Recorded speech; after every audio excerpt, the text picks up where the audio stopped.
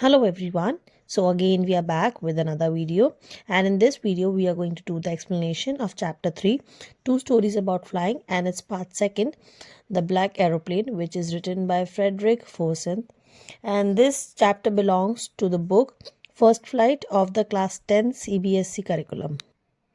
Now, in this chapter, there is a pilot who is flying the Old Dakota airplane. The name of the airplane is Old Dakota, and the pilot is flying over France and he's going back to England. Right now, why he is going back to England? Because he has a dream that he wants to spend his holiday with his family and have an English breakfast. Now, after all this, now in the book they are telling us the time at which the pilot is flying. So he looked at his watch, and the time was 1:30 in the morning. In the morning, technically it is at the night, but of course the next day started, so it is considered as in the morning. Now, after this, while he was flying, he called the Paris control and he told them that he was on the way to England. Now, the voice from the Paris control system, the control room, basically they told him that he had to turn 12-degree west.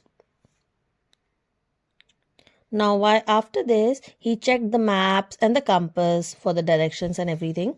Then he switched on to the second and the last fuel tank of the airplane. There were two fuel tanks.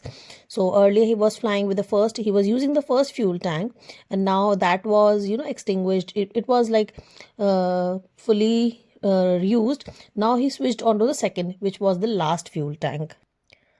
Now, Paris was 150 kilometers behind the pilot, and suddenly, after that, when he was in midway in the air, he saw some stormy clouds which were very huge, and they looked like black mountains.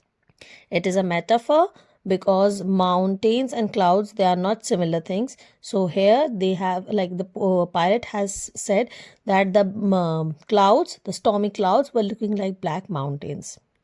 A comparison has been done between both the things.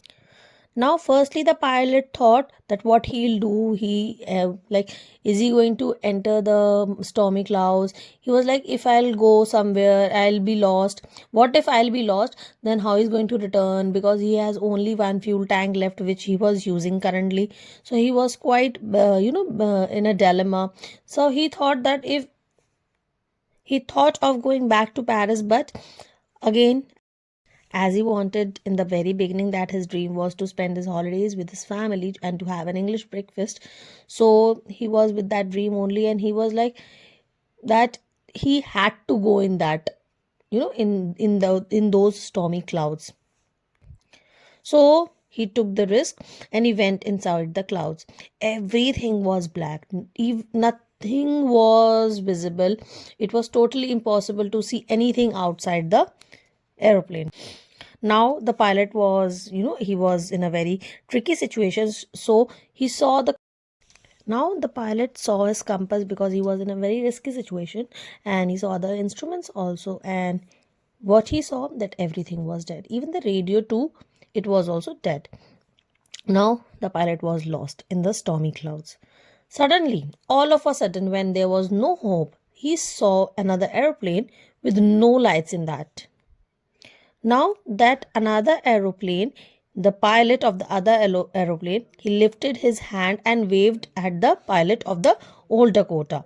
Now he asked him basically to follow him. Now, so he blindly thought of following him, and he turned his aeroplane towards the north. Now, after half an hour of flying, the strange, in the strange environment, where there was a strange aeroplane in front of him, finally,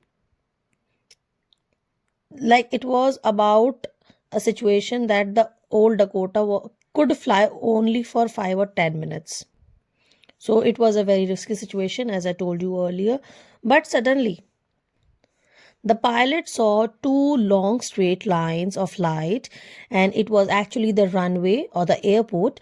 So he landed, and just after landing, he ran away from his airplane, the Old Dakota, and he looked for the black airplane. the aeroplane which was the strange one, but there was no aeroplane there. So he went to the control tower and he asked the woman sitting over there about the another aeroplane that was flying with him, that was guiding him. So the lady turned shocked and looked strangely at the pilot of the old Dakota and told him that only one plane was there on the radar which they were able to detect, and it was none other than the old Dakota. So now, as the explanation ended, the story is left with a confusion, with a question mark, that who that other person, other black aeroplane, who was it? Who was the person flying the aeroplane? And if there was no aeroplane on the radar, so what did he saw? Was it his imagination, his hallucination, or it was God who was helping him, or it was just his subconscious that led to the survival of him? So this is the ending of the chapter. I hope you have understood the chapter. If you feel any doubt, you can ask in the comment section. I would love to reply to that.